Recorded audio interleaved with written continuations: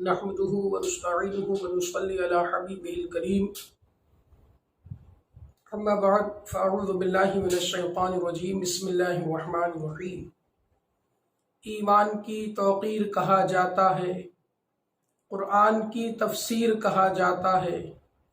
باطل کے سامنے جو کبھی جھک نہ سکی اس ذات کو شبیر کہا جاتا ہے۔ امام حمام امام علی مقام میدان کربلا میں خیمہ زن ہیں، اور 2 محرم کو آپ میدان کربلا میں آپ کی آمد ہے، پہنچ گئے، اور 2 محرم سے مختلف انداز میں آپ ان لوگوں کو سمجھا رہے ہیں کہ دیکھو میں بیعت تو کسی صورت نہیں کروں گا، لیکن کچھ میں خون ریزی سے بھی بچنا چاہتا ہوں۔ لیکن ان کا ایک ہی مطالبہ تھا کہ آپ کو بیعت قبول کرنا پڑے گی۔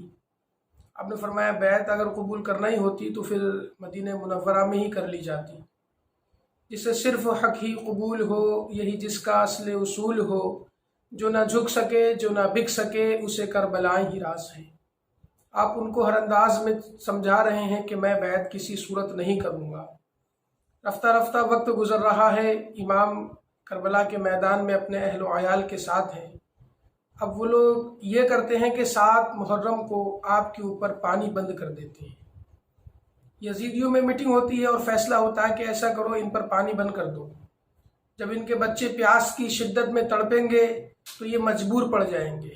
اپنے لیے مجبور نہیں پڑ رہے ہیں، لیکن بچوں کے لیے، اہل و عیال کے لیے، مخدرات اسلام کے لیے، ازواج کے لیے یہ مجبور پڑ جائیں گے، اور جب مجبور پڑ جائیں گے تو ان سے یزید کی بیعت لے لی جائے گی۔ لیکن وہ گھرانہ بھی اہل بیت نبوت کا ہے۔ علامہ حسن رضا خان علیہ رحمہ عرض کرتے ہیں کہ تیری قدرت جان بر تک آب سے سیراب ہیں، پیاس کی شدت میں تڑپے بے زبان اہل بیت، خشک ہو جا خاک ہو کر خاک میں مل جا فرات، خاک تجھ پر دیکھ تو سوکھی زبان اہل بیت۔ یعنی جو پانی اہل بیت کی پیاس نہ بجھا سکے وہ پھر کسی کام کا نہیں رہتا۔ اس طریقے سے پھر یہ ہوتا ہے کہ پانی بند کرنے کے بعد 7 محرم کو، مختلف روایات ہیں لیکن زیادہ تعداد ہے کہ 7 محرم کو پانی بند ہوا، اور پھر 2 دن انہوں نے دیکھا، 7 8 گزر گئی، اور 9 محرم تک آپ نے پانی کے بغیر اللہ کی عبادت بھی کری، باطل کے آگے سر بھی نہیں جھکایا، اس کی بیعت بھی قبول نہیں کری۔ تو جب یہ ہوا تو انہوں نے کہا کہ اب جب 9 محرم تک یہ دیکھا کہ امام کے اندر بالکل بھی جھکاؤ نہیں ہے، بیعت کو راضی نہیں ہے، اہل بیعت کے 6 مہینے کے معصوم علی اصغر بھی پیاس تو لگ رہی ہے، پیاس کو برداشت کر رہے ہیں، لیکن باطل کے آگے جھکنے کے لیے تیار نہیں ہیں، پھر انہوں نے امام پر زور بنایا کہ اب ہم سے جنگ کرو، اور سب طرف سے یہی انہوں نے پھر جنگ کے لیے زور دینا شروع کر دیا، پوری یزیدی فوج نے، اور 72 افراد اہل بیت کے وہاں موجود ہیں، اور اصحاب بھی ان میں شامل ہیں امام کے،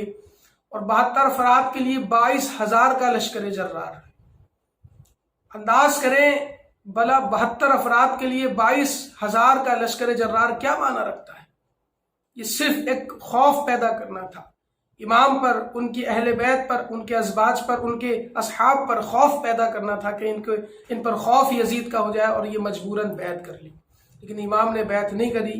اور پھر جب انہوں نے 9 محرم کو زور دیا تو آپ نے فرمایا کہ اب تم رک جاؤ،